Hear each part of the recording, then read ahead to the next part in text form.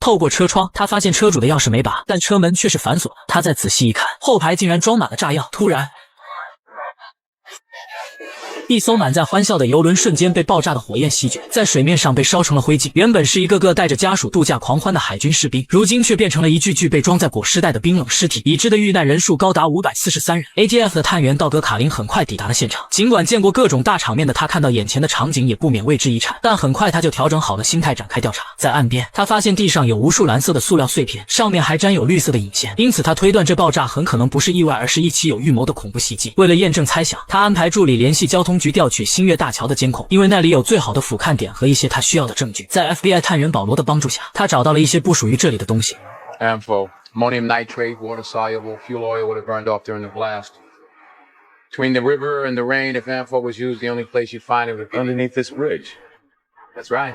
金属引线上的绝缘层有标注生产厂家，可以以此追查到开关设备和炸弹的电源是哪里来的。加上大桥底下的爆炸残留物，足以证明这是一起有预谋的恐怖袭击。但汇报完毕后的他看着临时指挥中心的几位领导，目光呆滞，只好随便找个借口离开，再自行继续调查。回到办公室，他让助手回放大桥监控录像的同时，助手递给他一个电话号码，说有一个嗓音很性感的女人不久前打电话询问他的情况，但现在他回拨对方的电话无人接听，而监控里恰好又发现了异常，所以他只好暂时先留言。Yeah, this is ATF agent Doug Carlin returning your call. My cell number is 504-555-0130. 他们在监控里发现一个可疑人骑着摩托车停在大桥上观望，而时间是10点47分，正好是爆炸发生之前。可由于摄像头的距离太远，不足以识别对方的身份。也在这时，秘书汇报说，警局从爆炸案的水域捞上来一具女尸，需要他去处理。他原本以为也是爆炸案的受害者，打算交给其他同事，但对方给了他一个不得不去的理由。10:42 a.m. 发现那具被烧伤的女尸的时间是10点42分，也是在爆炸发生之前。而这具女尸的确就是他破案的关键。他伸手去摸了摸死者的嘴唇，然后放进嘴里舔。What are you doing? 面对法医的质问，他说死者生前被人绑架，用紫外灯一照，嘴上果然有胶带的痕迹，加上死者身上也有炸药的味道，他不得不怀疑他的死和上午的邮轮爆炸案有关。再仔细观察，死者右耳有一颗宝石耳钉，但左耳却只有一个明显的红印，说明生前手脚被绑有过激烈的挣扎。右手的4根手指被整齐切断，但戒指还在手上，说明凶手不是求财。看着死者没有瞑目的眼睛，卡林决定到他的家里调查看看，可在这里他却发现了一些不同寻常的东西。冰箱上的英文拼写说你可以救他，一旁的报纸是死者刊登的一则出售车辆的信息。屋内没有任何打斗痕迹，但水槽里却有一块带血的毛巾。他一边听电话答录机里的留言，一边把这些线索记到本子上。可就在这时，电话答录机里居然传来他自己的声音。害怕听错，他又重听了一遍。Yeah, this is ATF agent Doug Carlin returning your call. My cell number is 504-555-0130.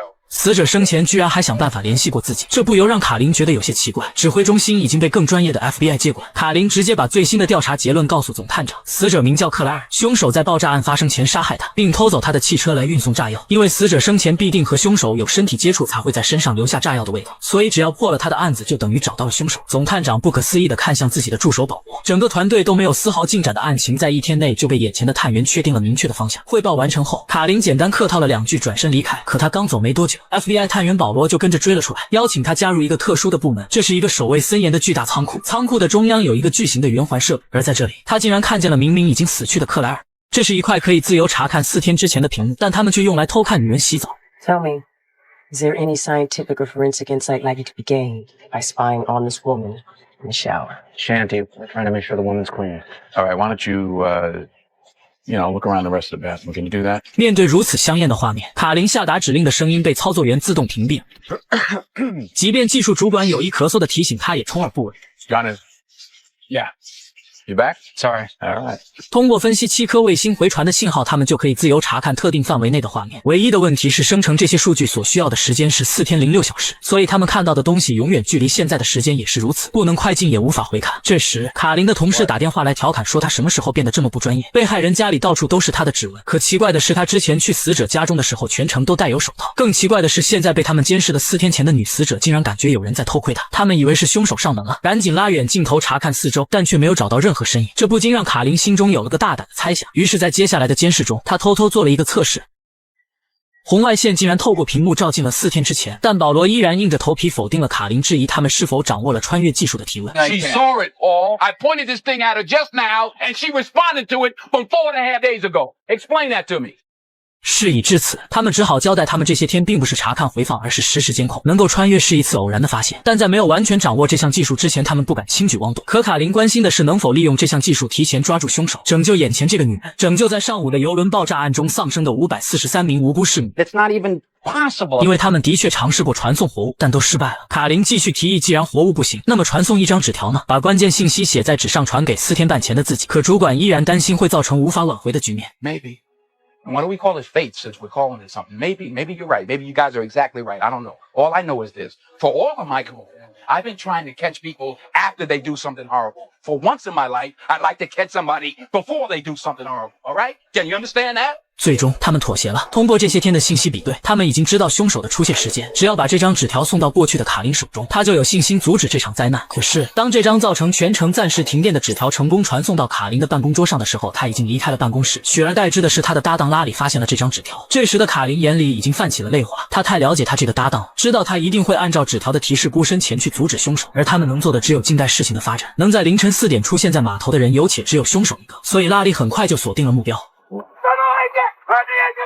但谁也没想到对方竟然会直接开枪，他的搭档还是死了。只不过这一次因为卡琳的原因，拉里没有死在爆炸案中，而是死在凶手的枪下。就在众人伤心这段时间，凶手载着拉里的尸体已经快开出了他们的监视范围。要想继续监视对方，只有带上目镜器跟着目标到指定区域。但唯一会操作目镜器的加纳斯得待在办公室操控屏幕。卡琳想都没想，直接坐上了那辆配备目镜器的悍马。这是一个类似 VR 眼镜的头盔，戴上它就能在实时看见4天前的当前画面。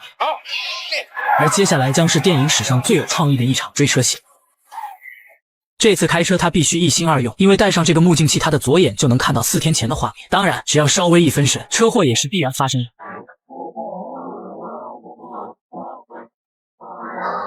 好在他驾驶的是一辆军用悍马，才毫发无伤，但这并不代表他可以肆无忌惮的横冲直撞。一个急转弯后，他终于追到了他这次的任务目标，那个距今4天之前出现在这个位置的凶手。可他却忽略了眼前那辆来不及制动的大货车。 I can see him. He's right in front of me.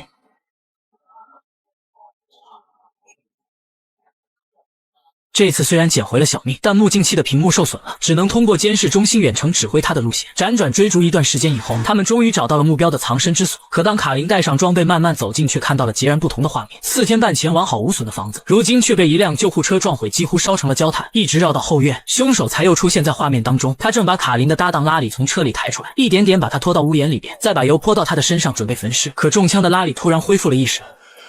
Waking up. Brace yourselves. I think you're about to witness a murder.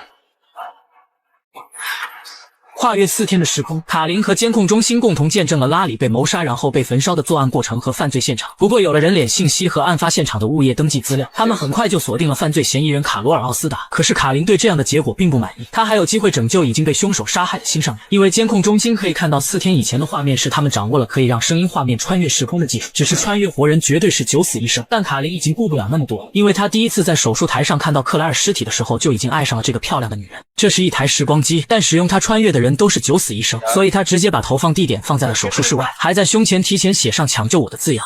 Clear. Resume CPR. 1, 2, 3, 4, 5, 6, 7, 8. 抢救很成功，唯一的问题是他没带换洗的衣服，于是他把目光投向了隔壁病床昏迷的患者身旁的私人物品。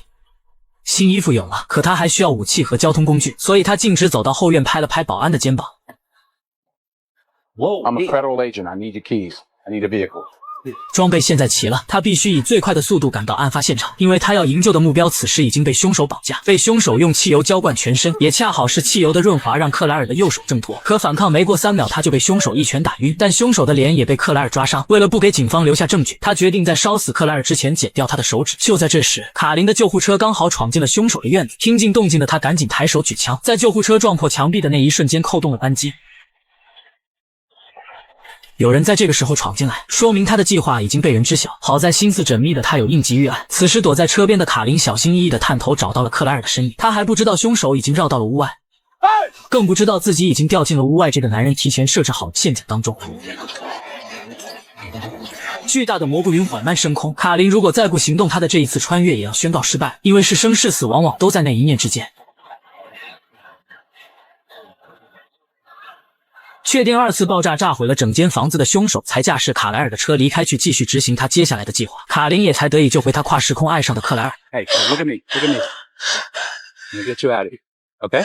很快，他们开着凶手的车离开，因为不在1小时40分钟内阻止凶手，对方就会炸毁一艘邮轮，导致543人遇难。但在这之前，他们得先去克莱尔的家中清理身上的血迹，而接下来的事情刚好全和卡琳在穿越之前调查死者的屋子对上。冰箱上的你可以救他，是穿越后的卡琳亲手拼写的；水槽里鲜红的毛巾以及地上的血印，是穿越后的卡琳擦拭中枪的左肩以及拖在地上的衣服。看到克莱尔穿着红色的碎花裙和穿越前他在手术台上见到的尸体一样，他坚持要他换上他衣柜里他上午见过的蓝白相间的那条，只是没想到克莱尔前脚答应，后脚却掏出了手枪对准他。 Stop right there. Don't move. Don't move. I'm calling the police. I am the police. No, you're not. Yes, I no, am. you're not. You didn't ask me any questions. You didn't take a statement. And you knew where my house was. What's in my closet? 这些疑惑加上他一直被戴着头套没见过凶手，让他不得不怀疑眼前的卡琳。直到他拨通 ATF 部门的电话询问关于卡琳的长相，这恰好也对应了助手曾告诉还没穿越的卡琳有个美女来电找他。得知真相以后，克莱尔才终于卸下了心中的防备。可当卡琳看到克莱尔帮自己包扎完毕之后扔进垃圾桶里带血的棉花球和那一杯沾满他指纹的水杯，回想起这一幕，不正对上了他明明第一次去死者家里戴了手套，但他的同事却调侃他说到处都有他的指纹吗？想到自己似乎什么都没有改变，决定把原本打算留在家里的克莱尔一直带在身边。他们赶到码头的时候，刚好看到凶手正在往回赶，这说明炸弹已经被他运上了船。他让克莱尔等到邮轮起航的时候就找身后的警察报案，然后一直到确定凶手走远，克莱尔已经安全，他才离开。 Be careful. 可没想到，准备骑车离开的凶手刚好看到了马路对面那里自己留在家里的汽车，于是他赶紧赶回邮轮去确保炸弹可以正常爆炸。而这一幕恰好被克莱尔看见，出于对卡琳的担心，他放弃了报案的原计划，一跃跳上了邮轮。一切看似因为穿越有了改变，但没到确定炸弹解除之前，又像什么都没有改变。因为刚刚上船的克莱尔还是又落到了凶手的手里。躲在暗处的卡琳看了一下时间，距离爆炸只剩最后不到10分钟了。凶手此刻就在他的眼前接受乘警的盘问。 Excuse me, sir. Sir, there's no passengers allowed on the car deck during transit. 他知道乘警有危险，但他已经来不及阻止了。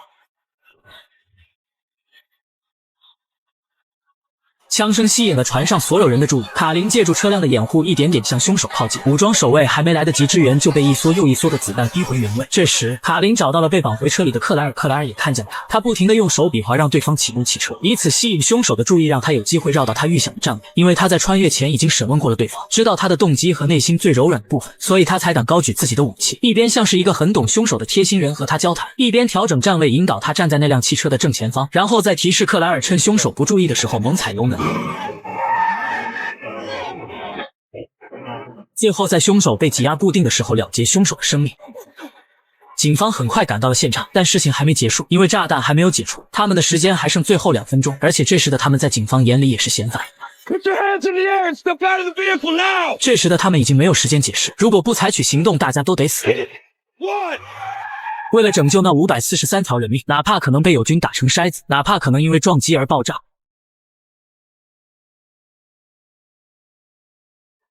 哪怕他们就此沉进海底，他们也必须试一试。海水不断的涌进车厢，卡琳拼尽全力拽掉了锁住克莱尔的方向盘，在汽车被油轮碾压完全没入水中之后，才终于用脚踹掉挡风玻璃，让卡莱尔得以逃生。但他自己却因为失去玻璃支撑的出口，被油轮挤压变形，再无逃脱的可能。克莱尔跃出水面逃出升天之时，也是倒计时结束卡琳葬身火海之日。